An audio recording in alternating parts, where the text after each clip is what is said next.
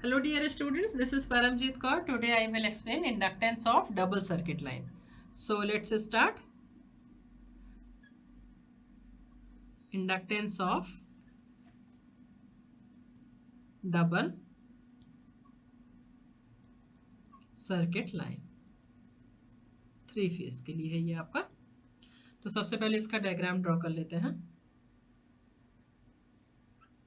This is 3 phase system.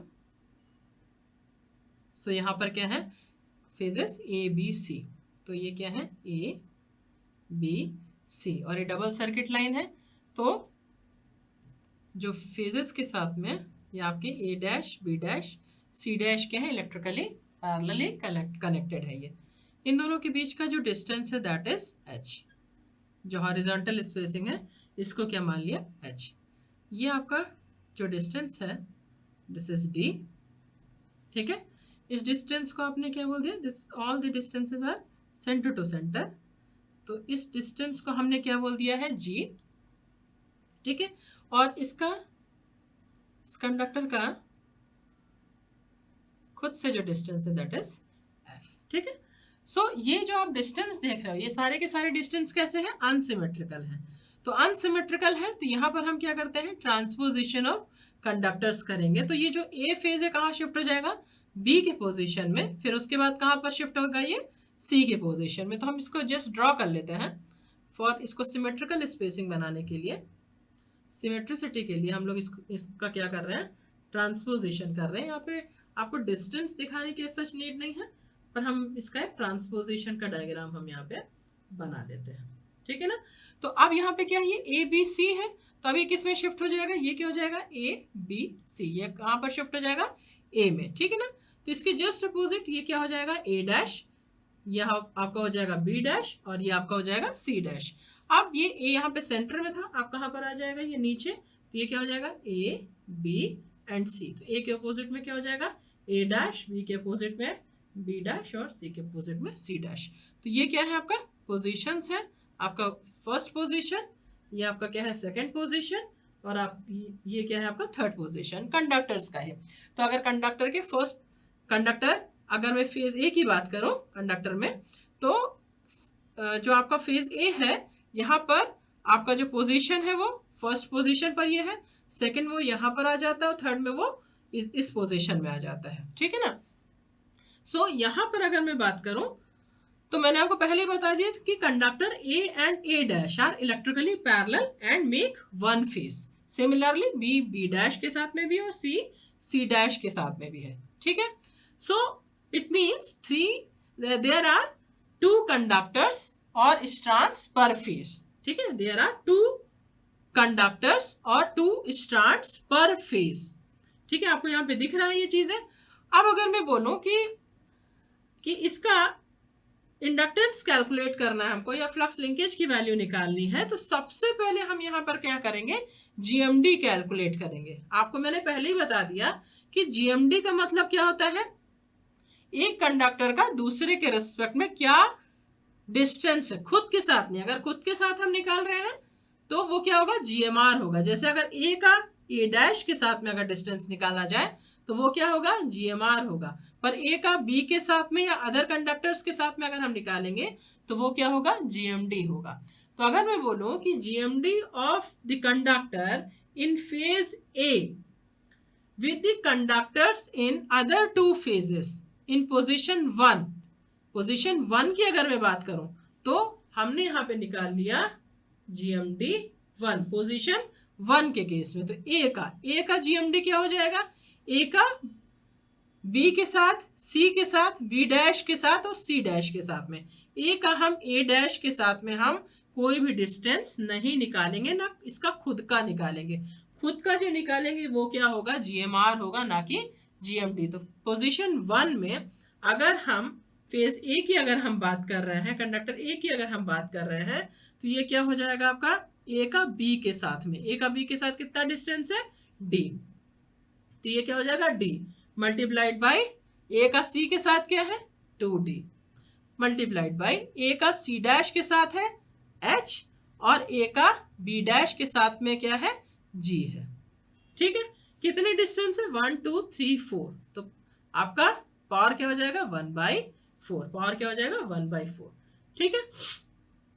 तो ये चीज हो गई आपके, तो हम इसी को क्या लिख सकते हैं 2 की पावर 1/4, डी स्क्वायर हो गया यहाँ पे, तो d to the power 1/2, h की पावर 1/4 एंड g की पावर भी क्या हो जाएगी 1/4, ठीक है ना। अब GMD हम निकालेंगे पोजीशन 2 में, जब ये आपका पोजीशन 2 में चला गया, ठीक है, तो हम निकालेंगे GMD इन पोजीशन 2, GMD इन पोजीशन 2, तो ये क्या हो जाएगा GMD 2 इज इक्वल्स टू, अब देखिए ये डिस्टेंस आपका क्या है d है, ये भी क्या है d है डिस्टेंस, तो हम यहाँ पे क्या लिखेंगे d इंटू डी, ठीक है। अब ये जो आपके ये वाले डिस्टेंस है ये क्या है आपके, देखिए ये डिस्टेंस क्या है g है, तो यहाँ पर भी डिस्टेंस क्या होगा ये g, यहाँ पर भी डिस्टेंस क्या होगा g, a डैश के साथ हम नहीं निकालेंगे, तो ये चीज क्या हो जाएगी g इंटू जी, तो इसकी पावर क्या हो जाएगा 1/4, तो ये क्या हो जाएगा डी स्क्वायर और जी स्क्वायर, ठीक है, तो आपका क्या हो जाएगा d की पावर 1/2 एंड g की पावर 1/2। सिमिलरली अगर हम GMD 3 निकालें, GMD 3 क्या हो जाएगा भाई, अगर पोजीशन 3 पे चला जाए, यहां पर चला गया है कंडक्टर, तो इसकी वैल्यू क्या होगी, जो GMD 1 आपने निकाला था सेम पोजीशन हो जाएगी आपकी, ठीक है ना, तो इसकी भी वैल्यू क्या हो जाएगी 2 की पावर 1/4, ठीक है, d की पावर 1/2, ठीक है, h की पावर 1/4 और g की भी पावर क्या हो जाएगी 1/4, ठीक है। अब अगर इक्विवेलेंट GMD की मैं बात करूं, इक्विवेलेंट GMD की अगर मैं बात करूं, तो यहां पर देखिए कितने डिस्टेंस है, एक है पहला GMD, दूसरा और तीसरा, तो GMD क्या है आपस में, GMD क्या है आखिर डिस्टेंस है, कितने डिस्टेंस है यहाँ पे 3 डिस्टेंस है, तीनों को हम मल्टीप्लाई कर दें, 2 की power 1/4, d to the power 1/2, h to the power 1/4, और ये तीनों ही फैक्टर्स को हम यहाँ पे मल्टीप्लाई कर दें और 1/4, 1/2, h की पावर 1/4 एंड g की पावर 1/4, ठीक है ना। तो अगर हम इन तीनों को मल्टीप्लाई कर दें तो क्या हो जाएगा क्यूब रूट, क्यों 3 डिस्टेंस है अपने पास में। तो अगर मैं GMD की बात करूं, अगर मैं यहाँ पे कैलकुलेट कर लूं इसको, तो इसकी वैल्यू क्या हो जाएगी 2 टू द पावर 1/6, ठीक है, इसको आपको ब्रेक करके क्यूब रूट में जब आप निकालेंगे तो क्या हो जाएगा 2 to the power 1/6, d to the power 1/2 multiplied by g to the power 1/3 and h to the power 1/6, h to the power 1/6, तो ये आपका क्या आ गया GMD आ गया, ठीक, ये आपका क्या आ गया GMD आ गया। अब हमको क्या निकालना है सेल्फ GMD निकालना है या GMR निकालना है, तो अगर मैं बात करूं सेल्फ GMD का, सेल्फ GMD और GMR, ठीक है, तो अगर मैं सेल्फ GMD की बात करूं किसका कंडक्टर 1 का, तो AA डैश का अगर मैं बात करूं पोजीशन 1 में है, जब वो इस पोजीशन पर है कंडक्टर A, तब हमारा GMD की वैल्यू GMR की वैल्यू क्या होगी एट पोजीशन 1, तो मैं बात करूं कि GMR 1 की जो वैल्यू होगी वो क्या होगी, आप देखिए इसका खुद का डिस्टेंस क्या हो जाएगा r, इसका रेडियस क्या है r है, तो इसका खुद का डिस्टेंस क्या हो जाएगा r डैश, और a डैश के साथ में इसका डिस्टेंस क्या है f है, तो ये क्या हो जाएगा 2 डिस्टेंस, एक खुद का डिस्टेंस मतलब r डैश, और अपने ही जो अपना जो फेस के साथ में जो a डैश बना रहा है पैरेलल पाथ उसके साथ में डिस्टेंस कितना है f, कितने डिस्टेंस है ये 2 है, तो इसकी पावर क्या हो जाएगी 1/2 मीन्स रूट ऑफ, ठीक है। इसी तरीके से GMR2 जब ये पोजीशन 2 में चला जाएगा, जब ये पोजीशन 2 में चला जाएगा तो आप देखिए कि ये जो डिस्टेंस है आपका यहां से यहां तक हॉरिजॉन्टल डिस्टेंस क्या है h है, तो ये डिस्टेंस क्या है इसका h है, और खुद का इसका डिस्टेंस क्या है r डैश, तो ये क्या हो जाएगा r डैश h, तो ये क्या हो जाएगा root of r dash h, GMR3 मतलब ये कहां पे चला गया इस पोजीशन पे चला गया, यहां से लेके ये वाला डिस्टेंस, यहां से लेके ये वाला डिस्टेंस, तो अगेन ये क्या है आपका r डैश f है, तो ये क्या है r डैश f है, ये root of r dash f, ठीक है ना। तो अगर मैं इक्विवेलेंट GMR की बात करूं, अगर मैं इक्विवेलेंट GMR की बात करूं तो ये क्या हो जाएगा, तीनों ही डिस्टेंस का मल्टीप्लीकेशन, तीनों ही डिस्टेंस का मल्टीप्लीकेशन। और जिस तरीके से यहाँ पे क्यूब रूट आया है वही पावर 1/3 हो जाएगी। तो एक ये पावर है 1/2 और दूसरी पावर क्या हो जाएगी 1/3, तो पावर क्या हो जाएगा 1/6। तो यहाँ पर हम लोग देखते हैं ये चीज आपकी क्या हो जाएगी, देखिए ये जब आप तीनों मल्टीप्लाई कर देंगे तो ये क्या हो जाएगा आर डैश क्यूब, ठीक है, एफ क्या हो जाएगा एफ स्क्वायर, ठीक है, एंड दिस इज एच, ठीक है। तो ये पावर क्या है सबकी 1/2 है। यहां पर देखो तीनों डिस्टेंस का हमने क्या निकाला, डिस्टेंस का अगर हमने क्यूब रूट निकाला था तो यहां पर भी क्यूब रूट आएगा और 1/2 ऑलरेडी है तो 1/2 इंटू 1/3, तो इसकी जो पावर होगी वो क्या हो जाएगी 1/6। तो अब आप देखिए इसको ब्रेक कर देंगे, आप इसको ओपन करेंगे तो ये क्या हो जाएगा r dash to the power 1/2, f to the power कितना हो जाएगा 1/3 और h की पावर कितना हो जाएगा 1/6। तो ये क्या हो गया आपका, ये क्या है GMR आया है, ये क्या है आपका GMR आया है। तो अगर मैं इंडक्टेंस की बात करूं, अगर मैं इंडक्टेंस की बात करूं तो इंडक्टेंस बेसिकली क्या होता है, इंडक्टेंस होता है 10 to the power -7 GMD upon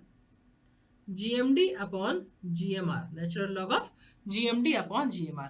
तो इन सभी चीज की वैल्यू आप यहाँ पे रख दीजिए, आप जो आपने GMD निकाला है वो यहाँ पर रख दीजिए, जो आपने GMR निकाला है वो यहाँ पर आप रख दीजिए, तो आपको इंडक्टेंस की वैल्यू आपको पता चल जाएगी, ठीक है।